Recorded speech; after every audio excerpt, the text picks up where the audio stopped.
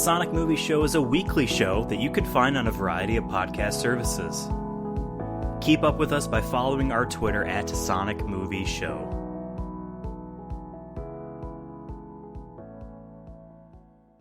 Everybody loves the Star Wars baby. I bet they'll like our Planterns Peanut baby. And our new space monolith. That was when things were simpler. Baby. I'd rather that have been the timeline where just that marketing. No, everyone loved that marketing. That's the timeline. Either there's a pandemic. Maybe that's why the pandemic happened, because we fucking railed on the fucking baby peanut. Yeah, we should have just accepted it. Like, stupid. You know what? That's actually a great ad. You know what? I'm gonna go buy all the fucking peanuts now. Do you think they just immediately turned it around? Like, I don't see any of their commercials anymore. Do you think they gave up? No, I remember.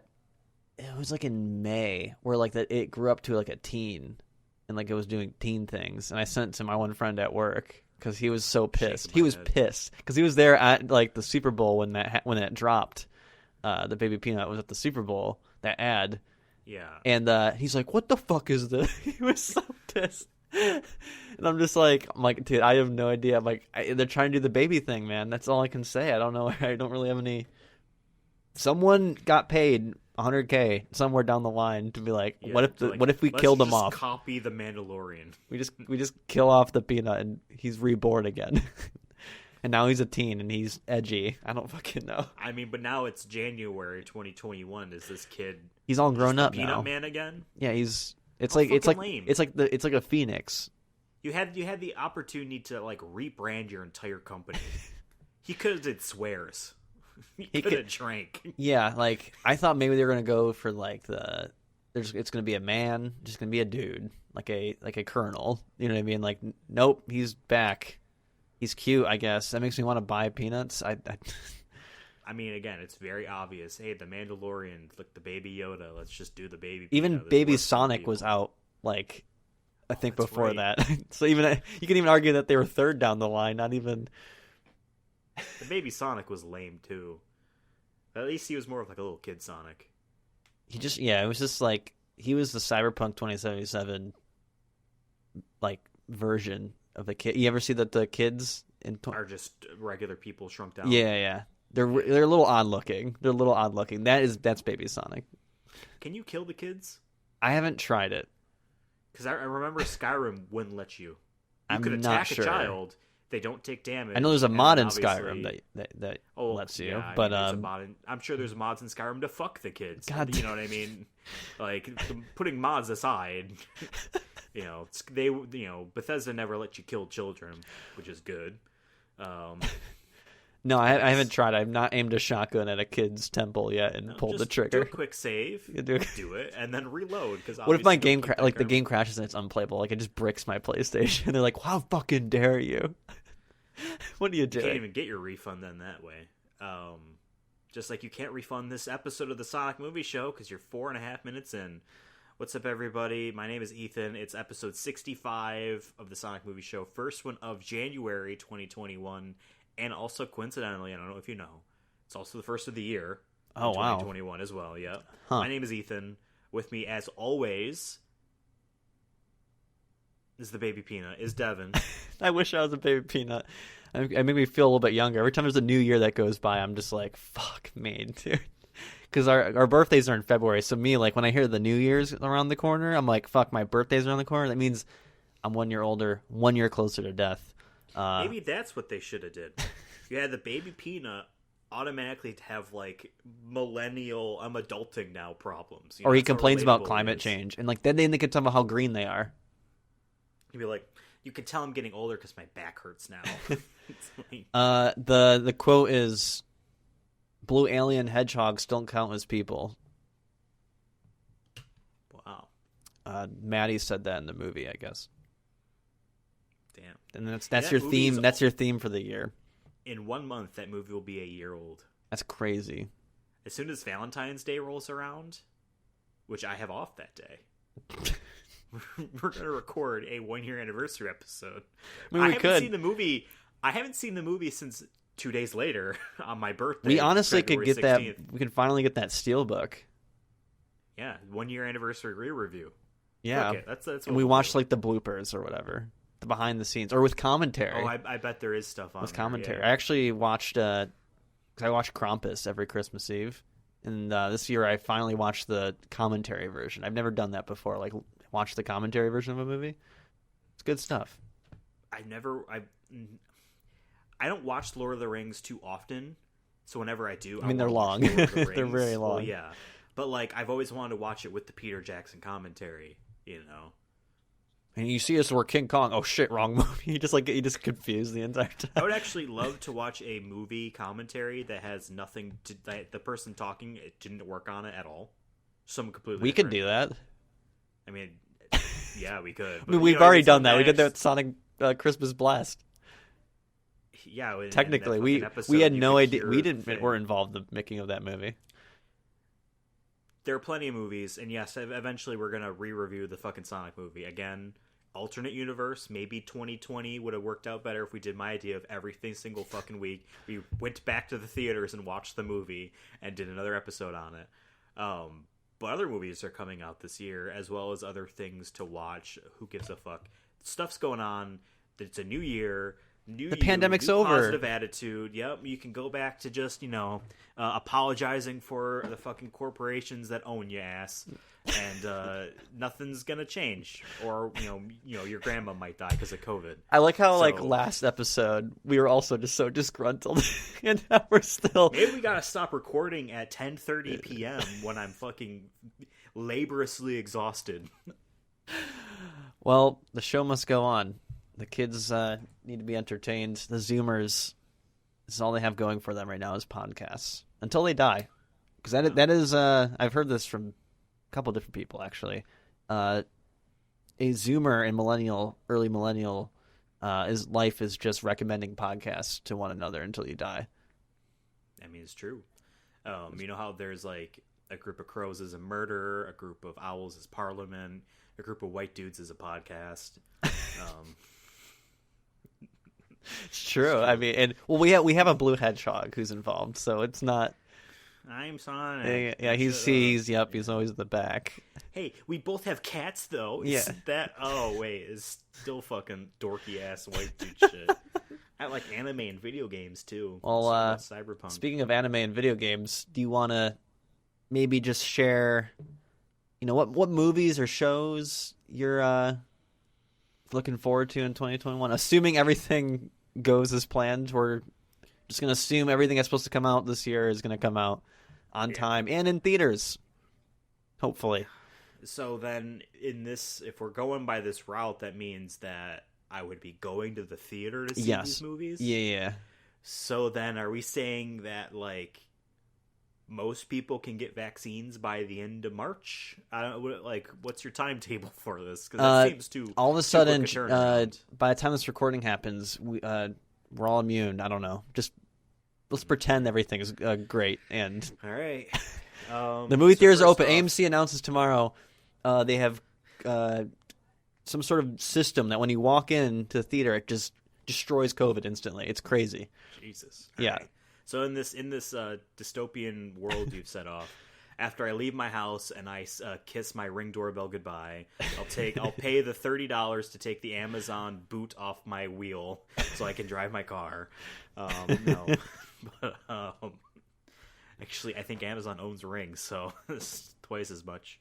And they also give all that footage to the police without your consent.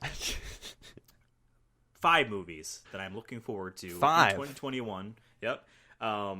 Regardless of if they're in theaters or on HBO Max or what have you. 5 of them are, assuming that they come out. And I'm going to go from 5 to number 1, right? Oh, you're ranking them. Just hype levels, right? Oh, hype rank. Okay. Hype rank. Vibe checks, kind of. Yes. Number 5. Part of our 2020 change in direction of the Sonic movie show is watching video game movies, right? And doing them. And they're not in any order. We're just jumping around.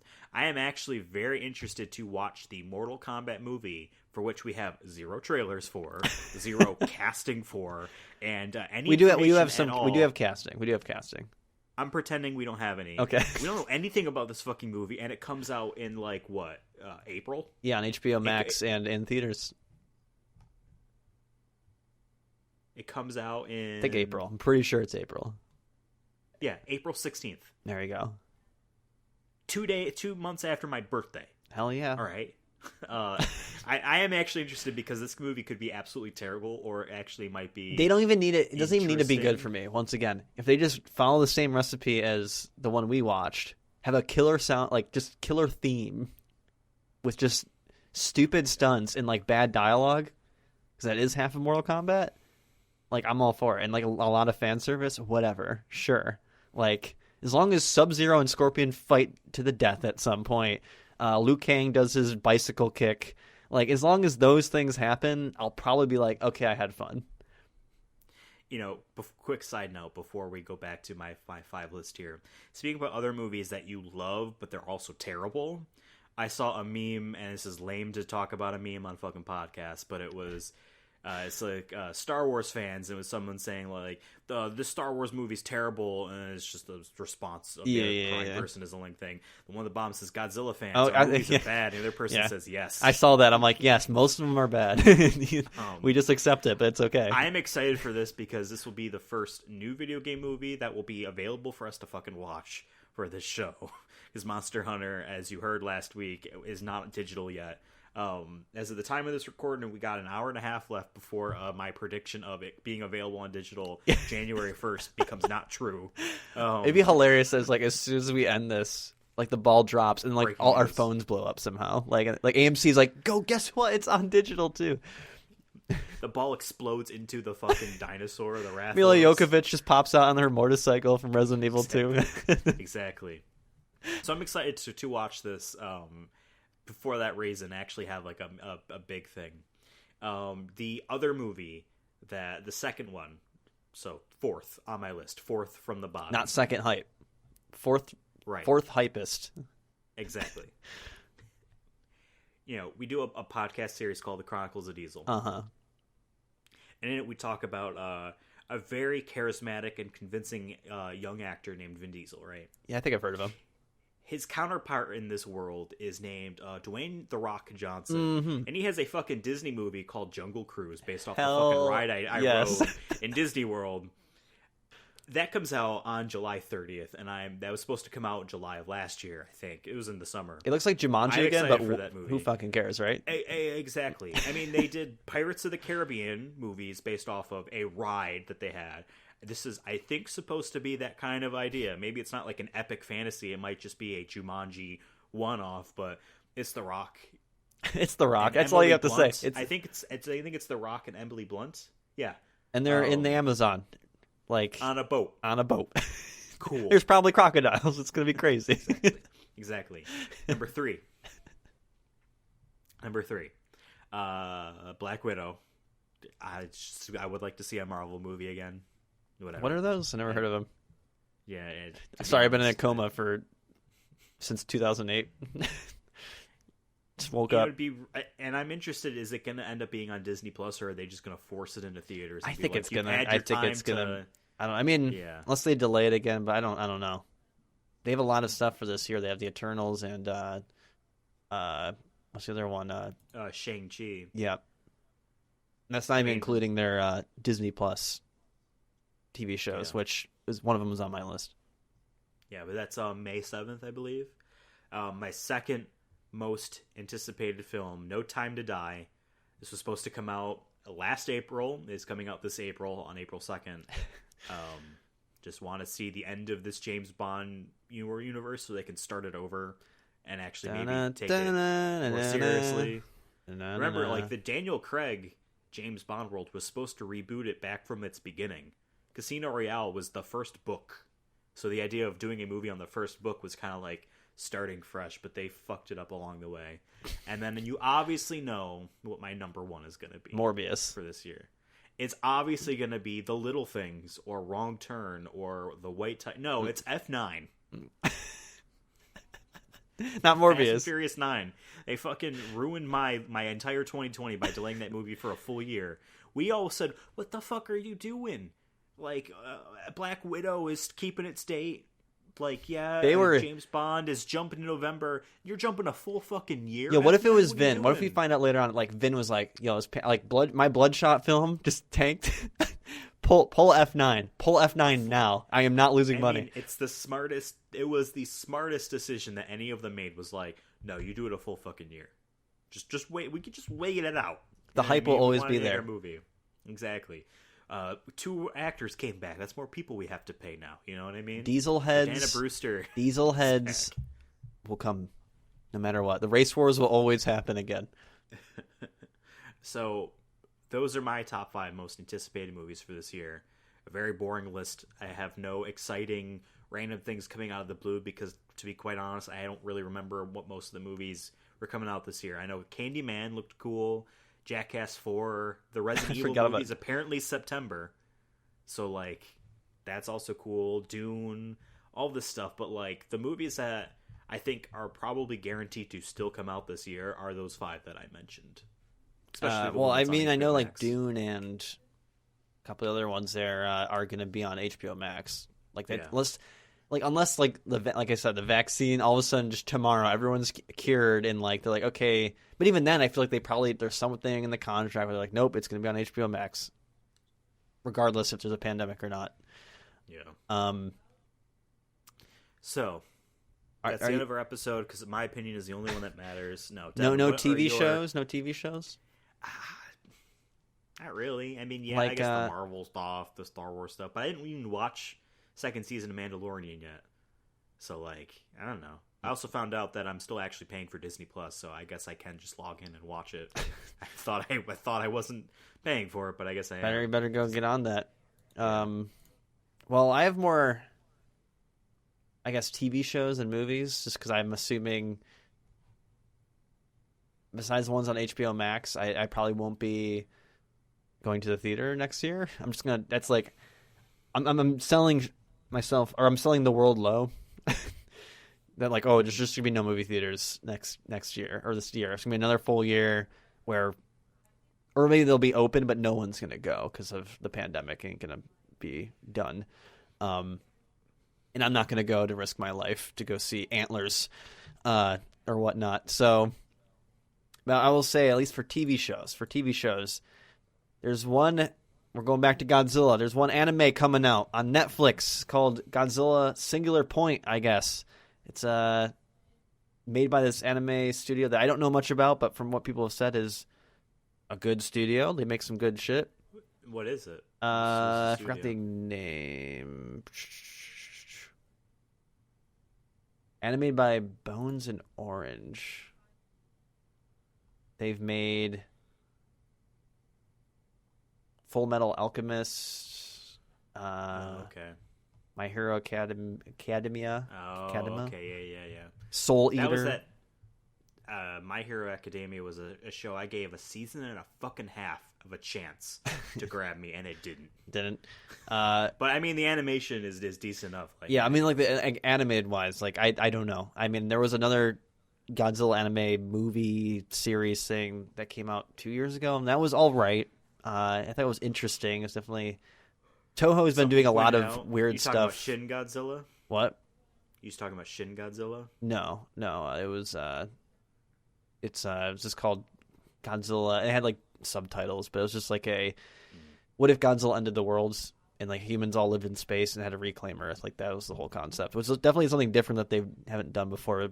I like what Toho's been doing with Godzilla, as in the last, like, 10 years, where they're like, yeah, you only had one Godzilla movie, like Shin Godzilla, where they just did something completely different than they've done before. They much more artistic takes on it, which I think is cool and refreshing, and isn't just Godzilla comes in, destroys things, fight other monster, bye-bye. They're doing more like, here's a plot that's actually interesting or different. From this, it seems like it's 2 teens or something. They showed it. There's a short trailer that showed a couple of their monsters from Godzilla's past, and it sounds like they're using some of the old Showa era sound effects for, like, the roars and stuff. So whatever, I'm always gonna watch Godzilla stuff, whether it's good or bad. So looking forward to that. I think it comes out in April. I think in April on Netflix. Okay. So that's cool. Handmaid's Tale, which was supposed to come out 2020, season 4 of that. It's a show I have a love-hate relationship with because I don't like the main character at all. I like all the other characters, but I don't like the main character. It is actually a big conundrum. I actually understand your feelings. Where I'm like, I hate this character. I hate every decision she makes is so I just get so mad, but I keep watching it. I just keep watching it. But at least the ending, because I was about to jump off. I was about to jump off the ship because I'm like, the other characters are cool, but like the main character is just really not gelling with me. But at the end of season 3, I'm just like, okay, we got something going here. We got something going here to some of the other side characters. I'm like, oh, fuck, this is cool. Season 4 was supposed to come out. That's supposed to come out in 2021. Elizabeth Moss's character, June, is the one I don't like. I don't think she's a bad actress or anything, but I just don't like her character. But she does a great job of if that is the intent for me to be like, this character sucks. Like, she's very conflicted on like half her decision making. I haven't watched this show. I know it's a Hulu show. Yeah, I know it's a dystopian. I legitimately until you guys once told me what it was about, I thought it was like a documentary or period piece, and realized it was like a postmodern world. I didn't really want to watch it at first until people at work started watching it, and then Bryn wanted to watch it, so we gave it a shot. And like it's been like over a year and a half, I think, since we've watched it, so it's been a minute. My question to you though is this character a Walter White Breaking Bad type of character where like they are the bad guy, but since they're the main character, no, you follow their story. She is she like the good guy? She's not. She's like the revolutionist of the story, but she makes a lot of decisions where I'm like, why? You putting X amount of people at risk. She single-handedly kills people because of her actions, like innocent people, and that's where it pisses me off. Where I'm like, I get there's risks, everything, but there was sometimes where I'm like, oh, here's a good risk that I would have done. But then she doesn't take it. But then she'll do something that I'm like, why? Why would you do that? The risks are so high compared to the other just times where you could have made a move, and she doesn't. And there's moments where I think she's too selfish. There are times where I think she's not selfish enough. So maybe I think that's her character, though, is you're supposed to be like, why? Like, why do you do these things? And it just shows her conflict. But she's not a bad character by any means. There is definitely characters in the show who are supposed to be the bad guys, and like they're trying to make you feel bad for them, but you don't because they're all rapists. So, that's fair. Handmaid's Tale, WandaVision looks cool. Still really don't know what that's about. It just seems like they're in different eras. From the trailers that it's like a physical town has been taken over by her psyche, and she like. Her world is this town. It's like a physical bubble around it, because they show in one of the trailers, like outside going in, this other Marvel, I guess new to the universe Marvel character going in to try to intervene and stop it, and that's when things try to fall apart. So like she's just coping because Vision's dead. I think that's just what it is, and she's like just made like the reality she's made is changing into it. Yeah, like they're going through different eras, but as a history kind of guy, that's always cool to me. So I'm kind of excited for that. Loki's probably going to be cool, I hope. I like Loki as a character, as a villain or anti-villain, whatever you want to call him. I mean, you also have Falcon and the Winter Soldier. That'll be cool. Then there's Atlanta Season 3, which is supposed to have come out for like 2 years now. But I think the pandemic and like a lot of these shows push things, because they were filming in Europe, because the end of season 2 has them going towards Europe, and I'm pretty sure season 3 is going to be in Europe for most of the time. But my boy Donald Glover making that for a while. It's supposed to come out in 2021, and they're filming seasons 3 and 4, so maybe we'll get them back to back. I don't know, but we'll see. And then for movies, real quick, I'll quickly go through Suicide Squad. The Suicide Squad. The Ohio State. Specify. The Suicide Squad. Made by our boy James Gunn. I trust him to make this fun, so I'm excited. I love my villains. I love my bad guys. So I feel like it looks like it could be just a fun popcorn movie. So I'm looking forward to that. Try not to say ones that you said, because I agree with most of yours. Halloween Kills.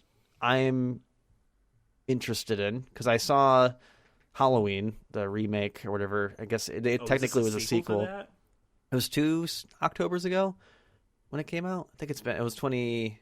I thought it was last year. 2019. Maybe I'm wrong. I think it was 2019. It wasn't last year. I remember seeing it in theaters. Well, okay. Last year is in 2019. I'm still in 2020. You're still in 2020. 2019.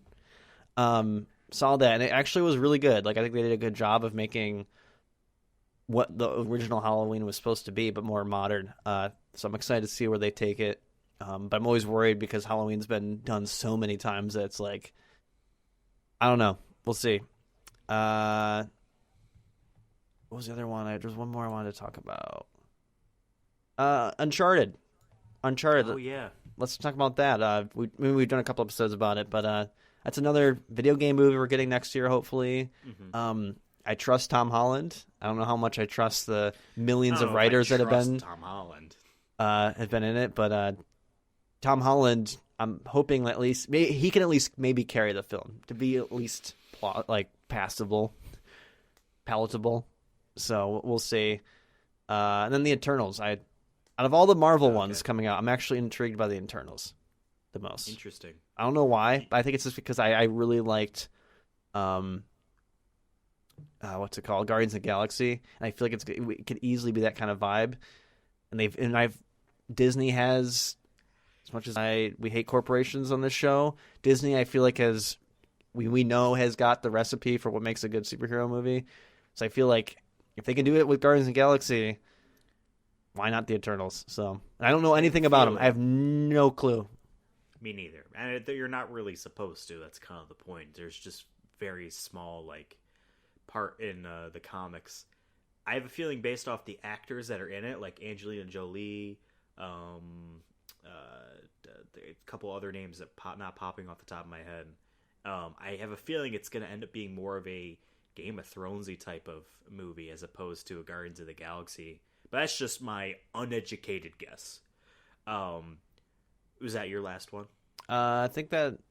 Because I would like to add 3 more to my list.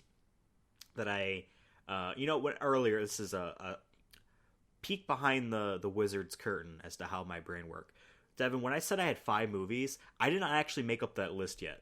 I just was trying to think up of 5 movies so I could actually have something to say. Oh, wow.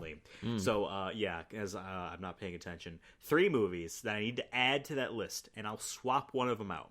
I'm going to get rid of Black Widow. Yeah. And you know what? And you're going to get rid of the Eternals. Okay. Because you said to me your upcoming Marvel movie was that your most anticipated, and it's not fucking Spider-Man. I forgot about Spider-Man, dude. 17th. My favorite superhero, you're right. It's the untitled Spider-Man Far From Home sequel, is according to Wikipedia. December 17th. I hope that's the full time. They should keep that. They said home is going to be in the title. Spider-Home. Spider-Home. Yeah. There is no home, whatever. Homeverse. So that's on there. Just so much weird shit going on. I'm going to add in Matrix 4. That's right. Which is that's supposed to still come out 22nd. Still? Yeah. I have a feeling that's going to be delayed, but we'll see. Keanu Reeves is back. Jada Pinkett Smith's in it.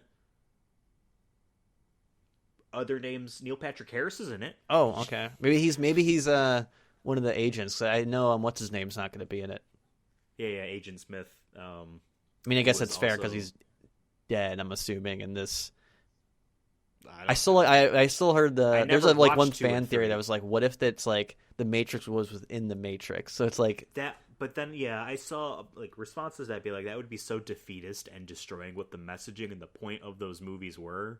I didn't see 2 and 3 though, and I will watch. You haven't seen 2 or 3? They're not great. Everyone said they're fucking bad. They're not great, but there's some cool things that happen. I think that in hindsight, I'm like, okay, this was cool. I see what they were trying to do. You know what?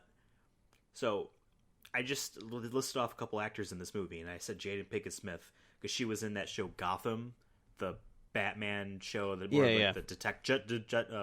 Detective Gordon-led show. Jada Pinkett Smith played the villain for the most part up until the Penguin kind of rose up, and I liked her in that show a whole lot until they kill her off, and then she comes back, and I just stopped watching it. She is a character in the other movies I just remembered. And the only reason why I know that is because she is the main character of the fucking GameCube game I played called Enter the Matrix. See, you've played Enter the Matrix, seen the first one, but then As not a seen the kid. second or third. That's funny. I don't remember anything about it. I just remember someone saying years later, yeah, that was Jaded I Pinkett think Smith. that Like, okay. the other two are on Netflix, or at least they were because we watched. I'm going to watch them before. We the watched all 22nd. three of them, like in July or whatever. Okay. So that's my other one. Last one. And, Devin, I said, obviously F9 was going to be my number one movie. Sorry, that is now 1.5 because what is number one is Mission Impossible 7 for plenty of reasons. And all of them are Tom Cruise because he's the perfect height of a human being. My height. Is he actually I think he's 5'5". really? Because he doesn't look 5'5". Like I was gonna guess 5'9", We're 5'8". gonna Google this. There's no way he's. How tall is At least Tom? the camera makes him look taller. Movie magic. I was off. He's 5'7". Oh, But you know what? I'm Still still a kinda grown short. boy. I'm still a grown boy. I'm 25. you're still Been the same growing. since You're still middle of growing. School. Yeah. No. Like as I mentioned before, the movies get better and better and better as every single one goes on, and this is going to be no different. Yes, this movie's still amazing, and yes, I'm still going to watch this, and yes, you are going to watch them all with me and prep for this, but. There is still always the chance that this might be the last one because this is the way it's been for the last few of them. Is like these are like everyone has the takeaway of like the Mission Impossible movies are better than the James Bond current era films by far, but yet like the James Bond ones always get the most attention. There's a chance that like this could be the last one for years. You know what I mean? First one was like 95, second one was 2000, third one 2006, and then they started kind of doing the other three. In the past, every 2 years. 14 years since, right? So it's only been 3 after that. So this could be the last one. And so, like, I really need this movie to do really well. I'm glad it's November 19th. So maybe we'll have a stable movie theater economy by then where it's safe enough for people to go. Because I need this movie to do well. Because I do not want Clifford the Big Red Dog to overtake this in the box office. I mean, you saw what Sonic did. You saw what Sonic did. I know, exactly. It's scary. Now, I do need to point out, as I scrolled through this list quickly, I noticed that there are 2 movies by esteemed director Ridley Scott coming out this year. And I know nothing about them. One of them doesn't even have a page for it on Wikipedia. So that maybe is barely anything's known about it. But the first one is called The Last Duel. 20th Century Fox is doing it. It's a historical drama thriller. Ben Affleck has written the screenplay for it. Matt Damon's in it, or screenplay as well. Yeah, interesting. Adam Driver's in it. Matt Damon's in it. Ben Affleck's in it. Jodie Comer's in it. Okay. Very interesting. I like all 3 of those people. The other movie Ridley Scott has done is called Gucci. Yo, Gucci Gang. Coming out November 24th. Where is that? Also starring Adam Driver. Are you sure this ain't the same movie? Nope. Gucci, The Last Duel. That's the full title. Lady Gaga's in it. Okay. Al Pacino and Robert De Niro are in it. So great. Al Pacino or Al Pachinko? Yes, Al Pachinko. Yeah, we're going to Japan. I'm sorry. I'm tired. Now, I just listed 4 amazing human beings. Lady Gaga, I didn't see any movie that she was in, so I don't know if she's a great actress or actor. She got an award for it, though, so I guess it's something. Sure. But the other 3 I know are great actors. Unfortunately, it doesn't matter how fucking good that the 4 of these are, because they're brought down by the fucking awful Jared Leto. So, No. Jared Leto will rise. Rise that film to number 1 in the box office. You can guarantee it. You got to Devin guarantee it. Again, just like Cats, when Cats was so successful, when I called it. You were off by like $3 billion, I feel like. I'm going to call it here again. Jared Leto's going to be the most successful actor next year. I'm just going to put it. This is 2021 is Jared Leto's year. Do we want to make an actual legitimate bet? Not about just the most successful, but an actual. You keep forgetting Morbius. Morbius going to be a box office hit. When does Morbius come out? March 19th. That is a dangerous era still. Do we want to bet box office numbers on Morbius? You want to buy? Shit, I don't know. Let's make educated guesses first, or let's like actually do some research. How much did Venom make? Venom made a lot, right? It was a shit ton of money. That's why they're making. That's actually coming out. That's actually coming out next year too. Is Venom 2. $856 million Holy for Venom. shit! Now, Venom is obviously more well known than Morbius. I never heard about Morbius until they announced they were doing the movie. But I'm not a super big Spider-Man fan. But I'm also like Spider-Man more knowledgeable a than decent amount, and I don't know who Morbius is. Right? Maybe that's also the point. They picked a Z-list villain, right? And this is one of those weird, random instances where I would actually rather have fucking Pirates of the Caribbean man. Johnny Depp. Johnny Depp, yeah. I would rather him be in a role at all than Jared Leto. Stop shitting on our boy, dude. He's not our boy. He's our boy. It's Vin Diesel, boy. Tom Cruise, and Jared Leto. So is this what you're doing? You're accepting Tom Cruise, but you're forcing Jared Leto on me? That's the compromise. That's gonna happen. I can't. Hello and welcome to the Jared Leto show. No. If we're doing a Jared Leto show, we're doing a Tom Cruise show first. Cruising with Leto. For now. We do a combination. For every Tom Cruise movie we watch a Jared Leto film. But we have to listen to 30 Seconds to Mars instead. Here's the thing, Devin. You don't dislike Tom Cruise. You're going to say that you do so you can have some sort of fake beef. The only thing I don't like about him is Scientology. I wish that was removed from him. You love Tom Cruise. I hate Jared Leto. I don't think you hate Jared Leto. I absolutely hate Jared Leto. And you just have this idea that he's the greatest person on the planet. Dude, no one in the world, not even Tom Cruise, goes meditating in the fucking desert and comes back and he's like, there's a pandemic? Oh, I was being awoken from the earth. All right? I wish I can do that. All right? I wish I can do that.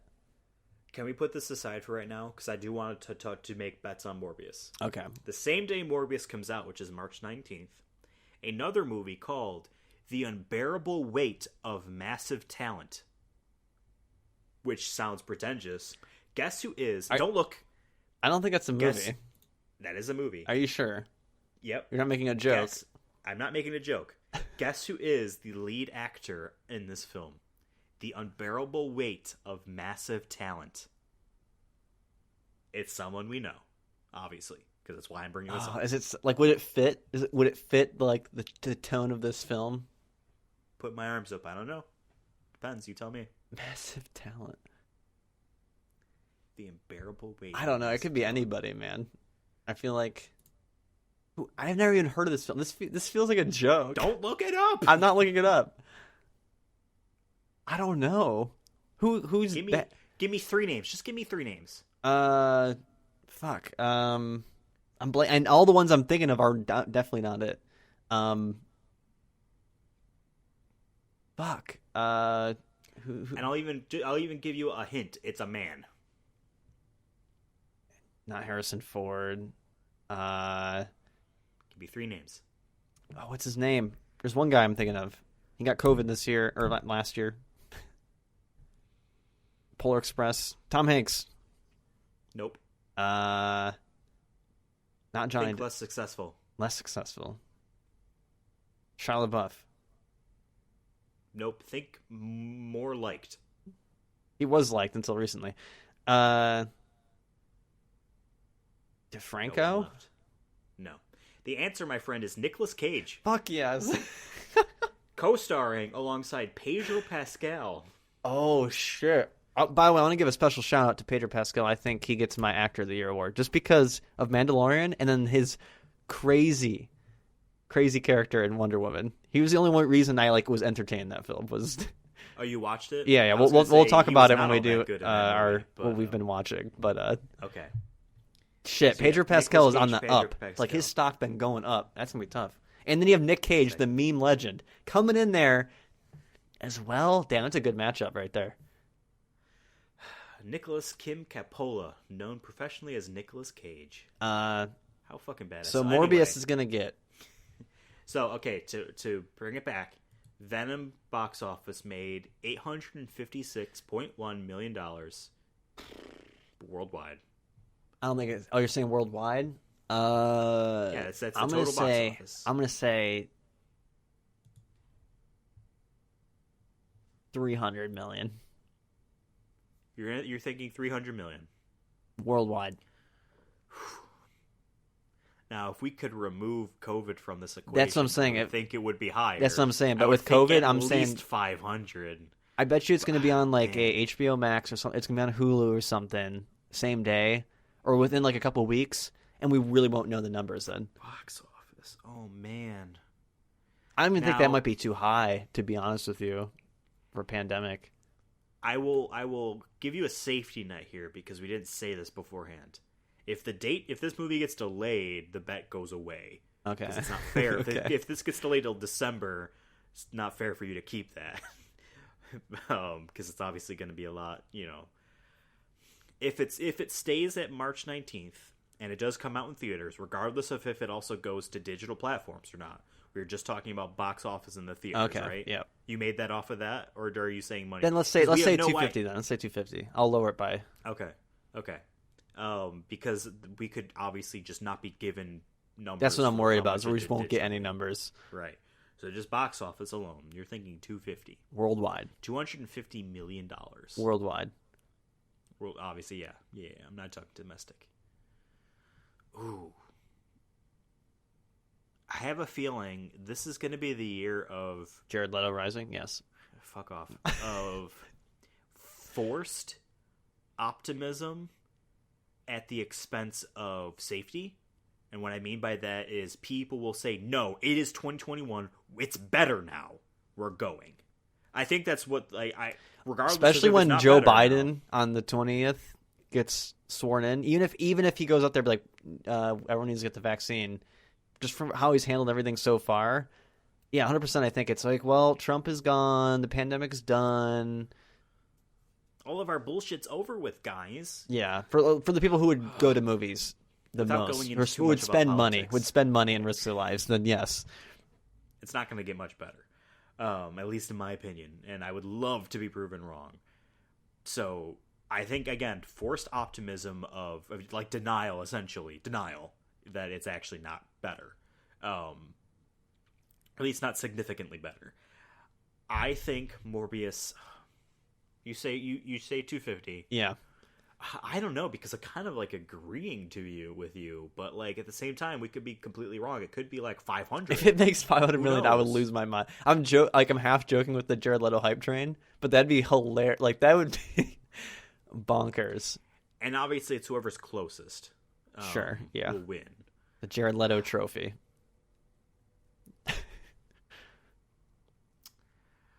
I'm going to say 400. You're going to say 400. I'm going to say $400. See, you're you didn't even realize, but you're more on the Jared Leto hype train than I am. I'm going to say $400. Not $400. If it's $400 on the dot, I will give you $400 on the dot. Hey, I'll take that bet if I don't have to lose anything. Yeah, I'm going to guess $400 million. Because I think this movie will be okay. So like, you say, when is it out again? March 19th. This is before Black Widow, before the first. Yeah, Marvel maybe. Movie. It's. I think this is going to be. We'll know. Posters everywhere. Fucking watch this movie or else type of everywhere. Or else we'll keep making Jared Leto shit. This is a threat. Watch this shit.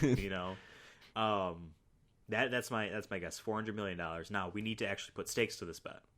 We didn't do it to the cat stake, and I fucking clobbered your fucking ass. With the cat's bet. I don't even remember what I bet or what you bet. That's how off you were. It doesn't even matter. I just said I purposely went for the over on that for sure. I was like, nah, it's gonna be so stupid. It's gonna be like $500 million. Like underrating the theater folk, and the theater folk didn't come out. No. The Taylor Swift fans didn't come out, as I thought they would. We need to make a stakes this bet, and money is boring. Okay, it's a boring bet. Like, oh yeah, and like it does, and like I've seen people do like dinner bets or whatever. I'm willing to bet you I don't know. This could go anywhere. I really have no. I'm like dressed up as a vampire in the next recording. Like I don't understand where this is going. Sneak peek at the course of this year for the Sonic Movie Show family of podcasts, because we do multiple. We're going to do 2 miniseries, and I'm just going to leave it at that. We'll tease you on that. We're doing them. One for the first half of the year, one for the second half of the year. The loser of this has to plan out an even more mini series, maybe just 2 episodes of a show of this show, where the loser has to prep out and plan out a mini series where they have to present and talk about the films of the other person's favorite actor situation. If I win, you're doing Tom Cruise, and if you win, I'm doing Jared Leto. And there'll be no bullshit. There's no like. There is no bullshit. The loser has to research and actually pitch and plan the history of this actor. Oh my god! And then have watched a couple films. See, I think the odds are heavily in my favor. I mean, I hope just for the stakes, I hope it's like 50-50 because that's more exciting. But I have a feeling I'm better odds. Halfway between these 2 prices, we got $250 and $400. That's $150 off. So 75 up from 250 is $325. That's a lot of money. That's the halfway point. Yeah, that's the halfway point. $325 million is the halfway point here. I'm done with this deal. This is so goofy that I'm down for it. So you're down for so 2 episodes, part 1 and part 2 essentially. Sonic Movie Show special. Either Tom Cruise or Jared Leto, and it's the history of this actor. Yeah, as much as you can, presenting to the other person.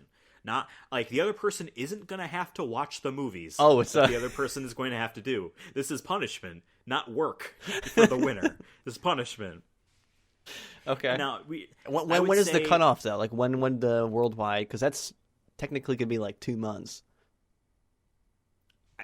This miniseries is going to be like in the last half of the year. Okay, so we have like up until it's just after out of July or June, out of theaters, just when it's gone, right? And who knows? Maybe these fucking movies have long ass tails in this still COVID world. Excuse me. Who knows? So that is the bet. Now I will even say, because 2 episodes. You could watch you'd have to watch the second Blade Runner too. I was gonna say to make it easy, it's 2 movies. That's what I was saying. I think it'd be too much. Be like, you get to watch all their films and like 6. No. Like I will die. Here's how it is: loser obviously plans and presents in these 2 episodes the full history. The winner has to pick 2 movies of that actor that the loser has to watch for it. Okay, if that's that makes sense. So if you win, you're picking 2 Jared Leto films for me to watch. That has to be a part of my history. Okay. Likewise, the opposite if I win for Tom Cruise for you. Okay. Is that okay? Will you accept that? Yeah. Can it be a 30 Second to Mars album? No music. No. Okay, sure. I'm even gonna throw this out there. Even one better. Fucking, I don't even know if Tom Cruise has music, but he's a better music artist than Jared Leto. I don't know. A lot of people like 30 Second to Mars, dude. Never listened to it, and I'm not for this. There's a Bob's Burger movie coming out in April 9th. Sorry, that's This episode's wild, bro. Oh well. So that's our bet for this year, our big one. Now, for the 2021 goes bet. away on the day that we hear that this movie gets delayed. We're gonna keep the stakes, but we're gonna redo them. Okay, yeah. Because it's not fair. It wouldn't be fair for you if this was now in December. You know what I mean? So we will. God damn it! I just saw his name written on text, and I'm like, I regret this decision. Well, this is our big 2021 bet. This is I want T-shirts. I want posters. I want Jared Leto's corpse on a stake at my front lawn. No. All right. So those are the upcoming movies and TV shows that we are most excited for this year. Yep, and Jared Leto, Actor of the Year. Has he been even in anything for 2020? It doesn't matter, dude. He's Actor of 2021. Pedro Pascal is my actor for 2020. Ooh, okay, that's a good thing. If I were to give one, that's the thing. Not necessarily like the best actor, but like just one you really liked this year. Like I think I really liked Pedro Pascal, and just the two things that he also was in the Community. They did like a read along thing, and he replaced one of the characters. Like I don't even know why he was there, but he was there, and he like did one of the characters like pretty good, even though he was like not even close to the other dude or what he looked like or anything like that. So I thought that was cool. Now, could this have to be stuff that they've released this year? Obviously, or can I just stuff I watch? Try to. Because I was gonna say Vin Diesel. Because I watched so much. I watched more Vin Diesel movies than other movies. It's true. We watched at least, what, 9? Yeah, 9. Yeah. 10, because you got Bloodshot. Yeah, we watched 11 because Chronicles of Riddick.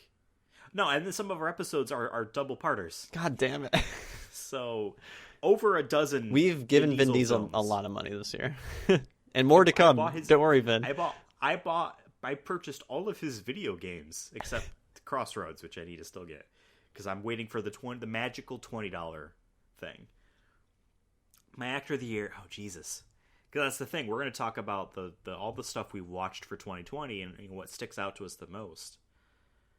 I had this. That's my big thing. Besides stuff for the show and our other show, Chronicles of Diesel, first of every month. One just occurred a couple days ago. Besides that, I don't think I've really watched too many things this year that's current, besides old stuff. Maybe it's just because no fucking movies came out this year, and I don't watch TV shows, really. I'm honest to God, like, legitimately gonna have to give it to Vin Diesel, because he was in a thing I watched this year. You listened to his 2 songs. Musician of the Year. Yep. Once each. Twice each, maybe. Feel like I do. Yeah. Days Are Gone. At least I remember the titles of those songs. Yeah. So let's piggyback off of this idea and talk about the things we've watched this year, and we'll go back and forth. I'll give one, you'll give one, I'll give one, you'll give one. Stuff we watched this year, not necessarily new, but stuff we've used to cope through 2020, and will probably give us an indicator of the things we might cope to get through 2021, because shit is not going to get significantly better for the first half of the year. Easily. I started to watch all of the Studio Ghibli movies, and I stopped halfway through, but I'm going to pick it up for the rest of this year. Okay. They're all on HBO Max, so I will watch them all. But the biggest surprise to me was My Neighbor Totoro, which I talked about at length on a previous episode of the Sonic Movie Show. Just a weird, heartwarming story that has zero stakes that aren't personal, and it's a culture I have zero real insight about how it works, but have such in common with what these characters have gone through, and just the obvious joy of being a child, growing up, moving to a new house, coping. Like, it is weird to see parenting in an animated film that is meant for children to watch be so, like, relatable to adults. I'm not a parent, but, like, I am old enough to, like, empathize and sympathize with having a child in that sense, like being in charge of that a child like that. That it was such a really good movie. So that's one thing I watched this year. You've watched way more things than me, so give me one significant thing this year that you watched that you want. Significant. I mean, I've watched a lot more TV shows this year and a lot less movies. In 2019, since I had the AMC pass, I was going to see like at least 2 movies a month, if not 3. Also, by the way, I forgot to say Godzilla vs. Kong for one of my more anticipated movies, but yes, I've said that before. Anyways. No, he doesn't give a shit about Godzilla. You heard it here first, folks. Yep. He traded Godzilla for Jared Leto. Yes. Jared Leto as Godzilla. Now that'd be a good film. I'm just going to go one that I've just finished recently. It's been on Netflix for a while. It's pretty popular. You've probably heard of it. The Queen's Gambit. Oh yeah. It's a I've seen more people trying to make memes about it being about Yu-Gi-Oh than I've seen yeah, actual people yeah, talking about how much they like the show. But I assume it's because they like it. No, I've fallen in love with chess this year. I feel like a lot of people have just because of the pandemic and people are bored out of their minds. It's actually helped me a lot with like migraines and headaches and stress in general. It's a very, for me, like a game that you could just do at any time, especially like with all the many apps there are. You play, like I play against my brother like throughout the day here and there, and just keeps my brain kind of just like I can just focus on the board for a couple of seconds. Thought that was really cool. Out of all the video games and board games I've played, like chess for some reason just really clicks with me. So chess has been kind of like a thing this year for me. And then the show came out, and Bryn started to watch it the one time when we were about to record. I'm like, "What do you know? I like chess. Like, stop!" So she stopped it, and we started watching it. And it's a good show. It's about a girl named Beth, who's just like a god at chess. Like at like a young age, she goes to this. She's an orphan, so she goes to this school, or not school, a orphanage rather, but it's like a school, and she learns chess from the one janitor there, and it just follows her story, I guess, it follows her story of how she deals with addiction. She's an alcoholic. She takes a lot of tranquilizers that they gave her when she was a kid at the orphanage at the time. But it's her dealing with that, but also just being really good at chess, and like she also sucks as a person when it comes to like friends and family and whatnot, that she doesn't realize how important they are to her until it's too late. Also the show, like, so takes place during the 60s, so the Cold War is happening, and the show does a good, for me, it's more mild. I don't say it's very out there, Spicy, but it's mild. It mildly shows like how there was propaganda even in like America towards like Russians. Like she has to play Russians, and her goal, and the whole goal until the last episode, is to get to the USSR and play in the world's chess tournament and become the world champion. And towards the end of the show, this isn't big spoilers or anything, but she winds up like getting a lot of Russian fans at the place, and they never, and like she has this bodyguard that follows her along and she's like, "Oh, make sure to tell the press how, you know, you're beating all these Russians, and how that's good for America and all that." And she's like, "No, I don't care." I'm like, awesome. It's like usually these shows that take place in these time periods, they always make sure the Russians look bad. Not saying they didn't do bad things, the government or whatnot, but just like the Russian people aren't necessarily these evil communists who are trying to, you know, kill Americans or whatever it may be. Like everyone, like they're just normal people like Americans were, and like no one ever in the show is like really political, or like leaning one way or the other. It's just more like, I don't care about what the government does. I'm just here to play chess. And I'm like, and then at the end, there's like this message of like, you can play chess with anyone from different age, sex, religion, politicalness, or political spectrum, wherever they are. And you can just play a game of chess. And like, there's that connection there. And I think that's really cool, especially in this time where people are really divided. I think it is cool of like, hey, we can just play a game of chess and just chill. You know what I mean? So I kind of like the message of the show. It's a good show. Okay.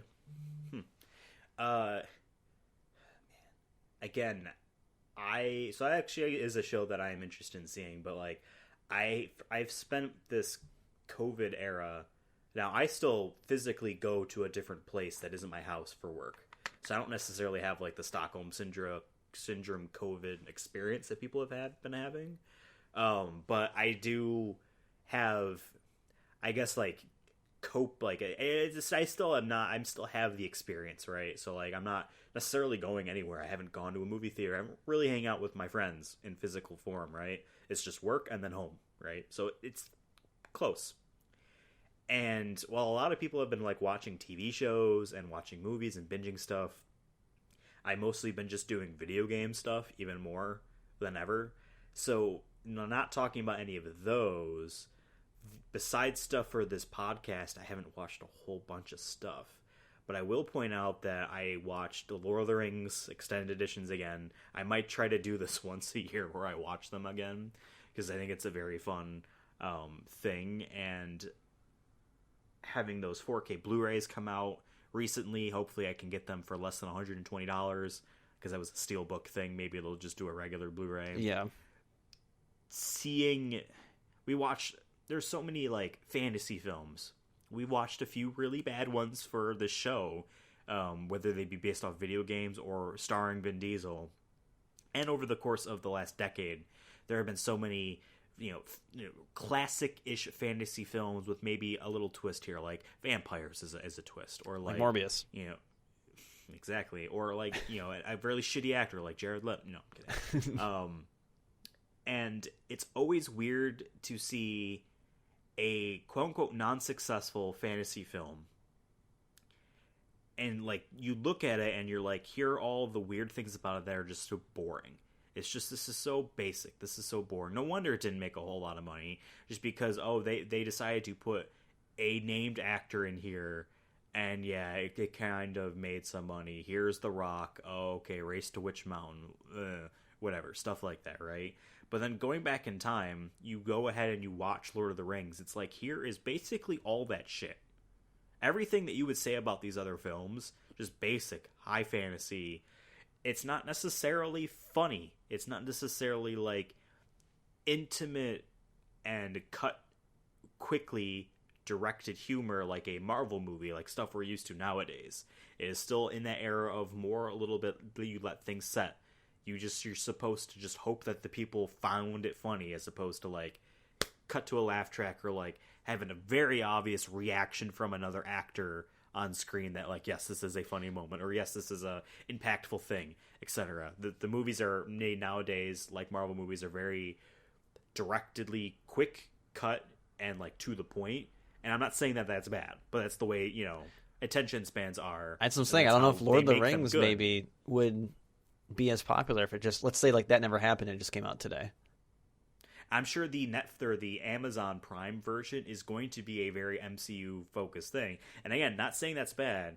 They found ways to make good movies in the type of way that our attention spans allow us now.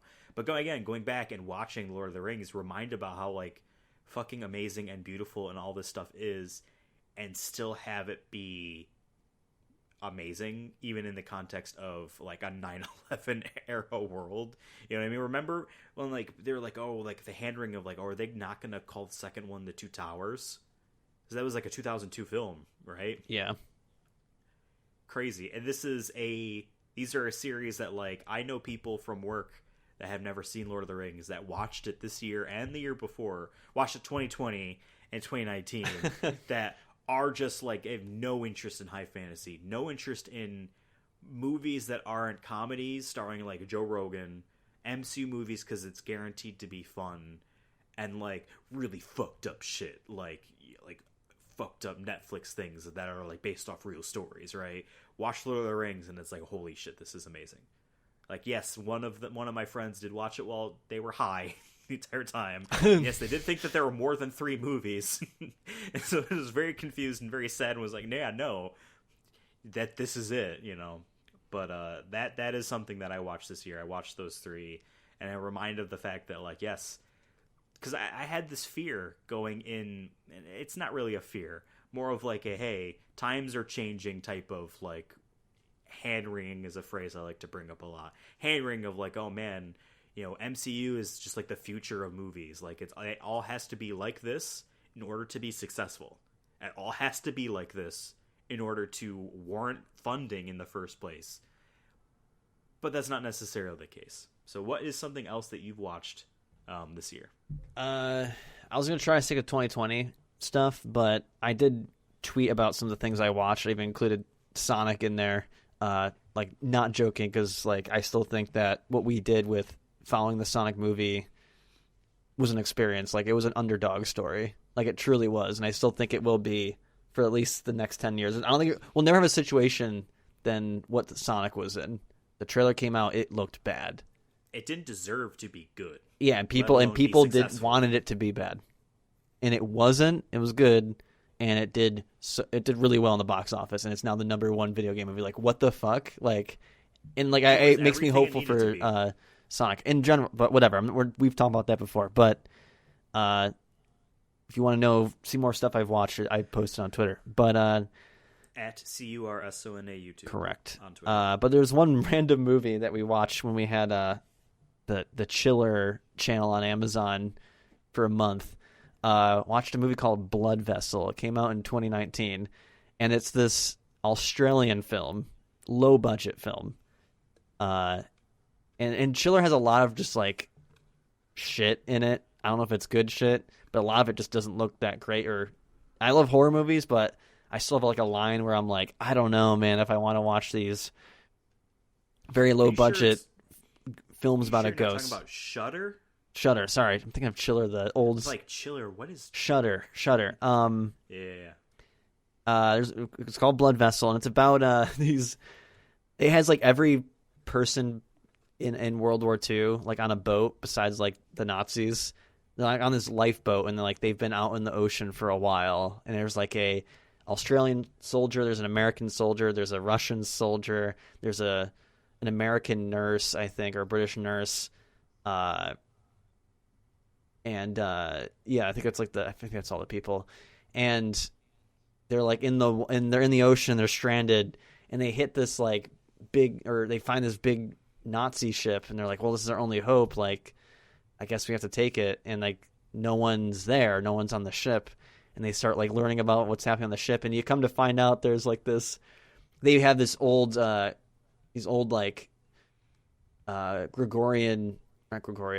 Hungarian like coffins and ancient relics, and inside one of them is like this giant vampire monster that just they put all the money into like just the suit, and it looks really good, but it was just like a classic like monster movie at the end of the end of the day. And like I feel like all the actors did a pretty good job, all things considered, for being a low budget film. Like I wasn't expecting them to be amazing, but they're all pretty good. And it was like a budget of like $500,000 or something like that, and it was fun. Okay. It was a fun movie, and we watched it like around Halloween. I'm like, okay, this is cool. Like, so shout out to this random movie called Blood Vessel. Guys, check it out if you're into that kind of shit. World War II monster movies. It was kind of like Overlord, but just we watched Overlord together there. Yeah, but that was a J.J. Abrams joint. Yeah. Just smaller budget, and it's all on a boat. So, do we want to do one left each before we talk about Wonder Woman? I'll make my last one Wonder Woman, since I just watched that. If you want. Okay. So, like I said, didn't really watch a whole lot of movies and TV shows. Instead, I played a lot of video games. But I actually did watch something throughout the course of this year as my big binging thing when I'm not playing games. I have a tab open right now of it. Watching a YouTube series, because Devin and I, along with another mutual friend of ours, actually David, who was who's on the show, so he's not that big of a stranger. Yeah, but we got into Dungeons and Dragons. Our friend David, who is like proclaims, or at least in his self-image, a very not nerdy person. Does never watch Lord of the Rings. No Star Wars. No Star Wars. The nerdiest video game he's played is like Skyrim. But besides that, it's like Pokemon and like shooters. Yeah, right. CS:GO. So all of a sudden gets into Dungeons and Dragons. He's an engineer. He's an engineer. Like just exactly. More of a blue collar person for sure. Maybe. Got us into Dungeons and Dragons. We've been playing, and I've been watching a famous YouTube series called Critical Role, and I am on episode 94 right now. These are 4-hour long episodes that I've been starting to watch this year. I don't necessarily watch her like I need to finish the episode today.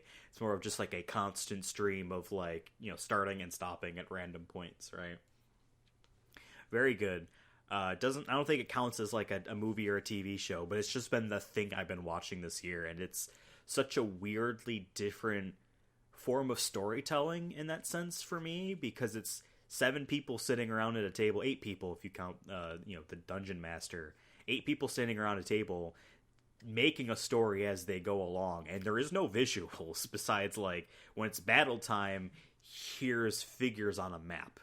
They don't do like here's a town map and we walk around it. They have giant physical maps that someone made, like ancient looking maps, which is cool, and there's props like that. But for the most part, it's just people telling stories. And it is such like a weirdly different thing that I've experienced that I haven't like seen before. Like I've played video games, I've listened to audiobooks, I've read books, and I've watched movies, but like this is such a weirdly different storytelling form. And it has like the kind of impact on me that like wrestling does for people, where there's like fake beef or like a story that's being made between these two performance wrestling actors, you know what I mean, that like you kind of just you fall into, even though you know it's not real. Maybe you don't realize wrestling's not real, but you fall into it, kind of a thing. Or like Twitch streaming kind of stuff, you just fall into whatever the goofy stuff is. It's obviously more of, not like an inside joke, disconnect. but just into the world. Like if you just commit or like just let it happen. Like I'm with that with some music, like the lyric, like all the time, where I'll listen to some albums. I'm like, no one else will probably like this, but if you just embrace it and just let it do its thing, Right. it the what's the term, the payoff is worth it, I think. So I get what you're saying with that. Like if you really get into it, like I think the payoff is worth it. What you put into it too, especially if you're doing Dungeons and Dragons, especially what you put into it is what you get out of it. For 100%. And like this is the only Dungeons and Dragons things I watch. I know there's plenty of podcast series. This is the only one I watch. But like, when you say put into it, it's like it's everything is put into it. This is their second like campaign story that they started at the beginning of 2018, and they're like halfway through it. This is like the longest of long hauls possible for like a campaign, really. And it's like all the stops, like 50 episodes in, you learn a backstory about a character, how like they have a kid. Like, Jesus, you didn't know this the whole fucking time. 50 episodes once a week. It's over a year later. You learn, oh yeah, like that, you know, that kind of like long ass haul. The last episode I listened to, or I watched because it's a YouTube thing, fucking huge situation, stakes are everywhere, like, you know, like if they fuck this up, major consequences. The only way through is basically this very serious, like, we need to lose something, like there is no good outcome here at all. And one of the characters turns the whole logic on its head, and it's like the best moment of the show for me so far. And it happened last night. I watched it like 3 times so far because I'm like, this is really good, right? It's like the weirdly random thing. I found out in the past couple years that like, oh, I really like Kingdom Hearts. Man, Kingdom Hearts 3 is going to be so awesome, so great. I play it, and it's like, it's fine, it's good, it's more of the same. Didn't wow me. But something random out of the blue, like Nier Automata, is like, holy shit, this is like my game of the fucking year.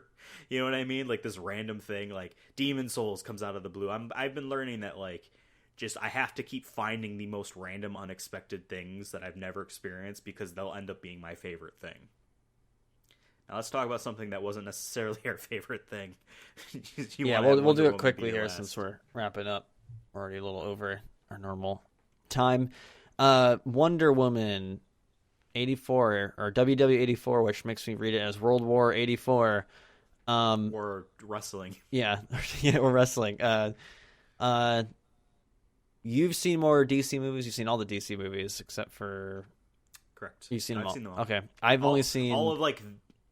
Yeah. Wonder Woman, Suicide Squad, Shazam. I think that's it. Yeah, I've seen those. So like my thing with, like, I don't know, like, from people, what people have said, DC movies like aren't that great, so I've never been interested in seeing them, except maybe a Batman movie or something like that. Because I like Batman. I think out of all the DC people. And I've seen Wonder Woman, and I thought it was all right. I think a lot of people are like, "Oh, it's great." I always thought it was just all right. I don't really remember that movie, which kind of solidifies my view of it. The bar is at a different place. What? that the bar was at a different place back then. Yeah, that movie and I was don't amazing remember compared it, to the so I feel like that's crowd. kind of solidifies my. It was all right. I remember there being some cool action scenes, but I'm like, what was the plot? I remember her boyfriend dies or something, or she has to go to the future. I don't remember. So I'm going to this one. I'm like, okay, like my expectations weren't very high, but as some people saying it was mixed. Some people loved it. Some people hated it. Some people said it was all right. So I went in being like, okay, I guess we're gonna get a couple different opinions on this. Yeah. I thought the movie was too long. I love Pedro Pascal. His character is obnoxious, but kind of in all the right ways for like a villain.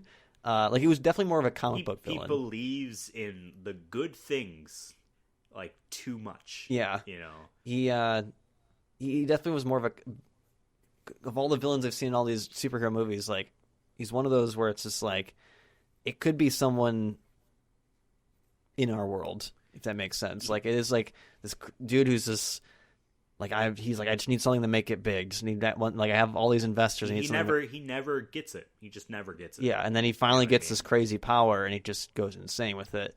But he's like you said, he wants to do all the good things, but it turns into just malicious rather than. It requires so much that isn't. Yeah. But I really liked him a lot in this. Wonder Woman's character, or Gal Gadot, just always all right. Like I just didn't really care. They finally made her vulnerable halfway through the film, but only because someone wished to be her, basically. No. Remember, it was because she wished for, and her most prized part about her was her powers. But she sucked in this movie as a person. I understand like the story. Her story in this is that Steve was the only thing that was ever good that ever happened to her, and he's gone, and so her life, besides being a superhero, is boring as fuck, and she finds no joy in anything. At least that's what we're presented with. But she's such a boring person.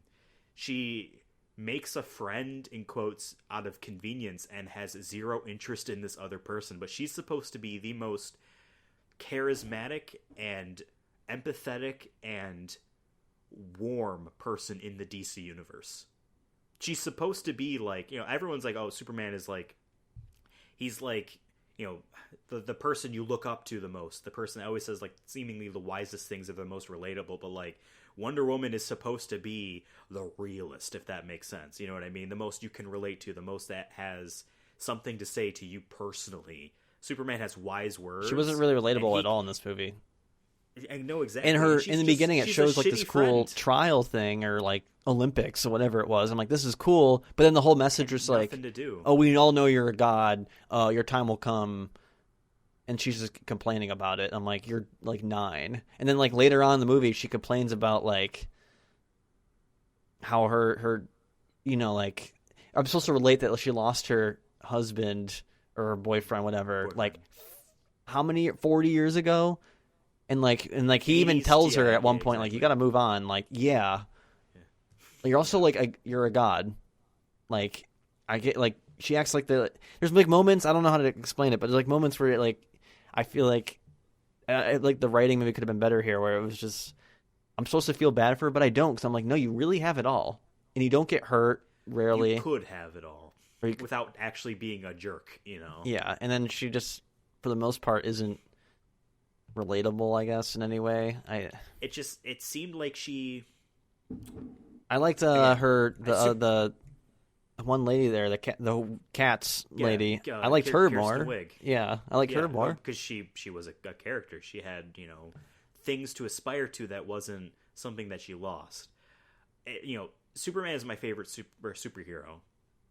And I think part of that is because you have someone that is so above everyone that's around him, so detached from the place he's in.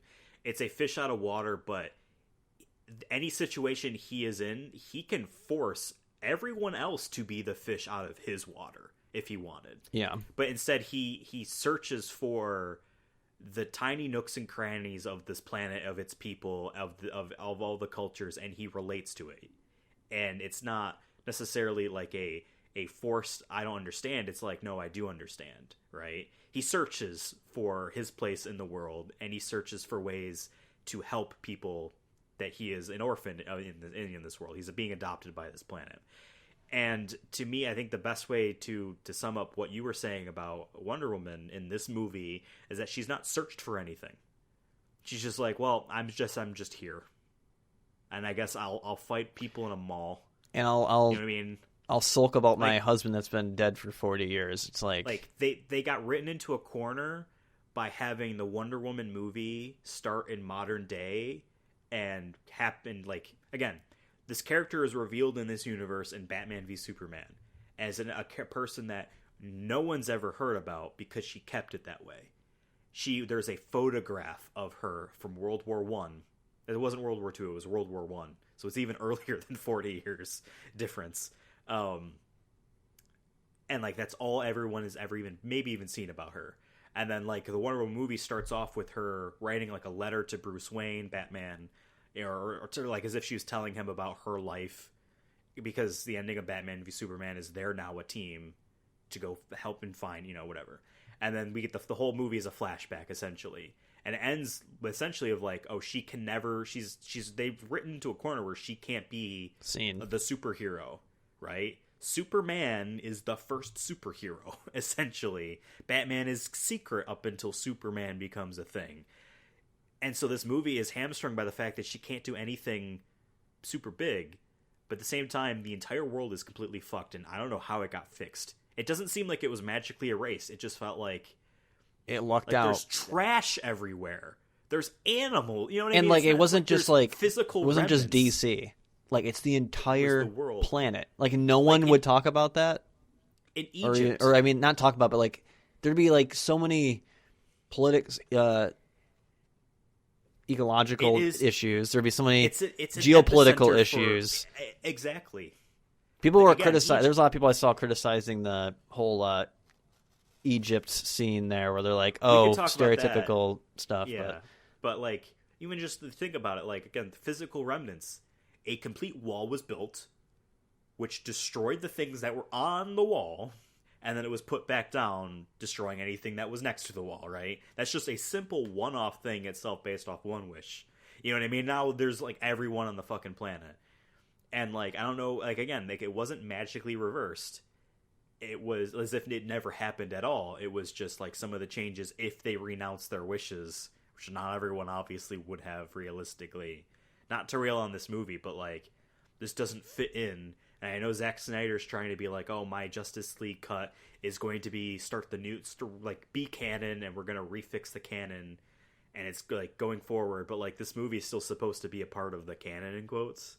And it just feels like they were written into a corner, and they should have just made a Wonder Woman movie that had nothing to do with the canon. So they could be like, no, she is the superhero people know, so that they can have a more interesting story than fight a CGI cat lady in a background environment that's basically the same color as her outfit, and they fight for 3 minutes, and that's it.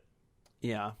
But I will say, so, like, I forget what the name of the person was, but part of the, like, like her big metal suit, the angel wing suit, it's like, oh, that was an Amazon that sacrificed her life so that the rest of us could flee captivity and be safe.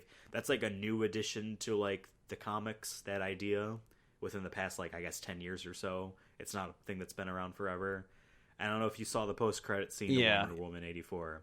Do you know anything about it? Well, I just know that they mentioned it in the film, and like, oh, that's her. Yeah. It's Linda Carter, who played Wonder Woman in the TV show back in the day. Oh, that's cool. And she is on the board of Bethesda. Oh, that's cool then. I appreciate that stuff. Yeah, that's like, oh. And I think they're trying to imply in the comics that this was also basically, another Wonder Woman.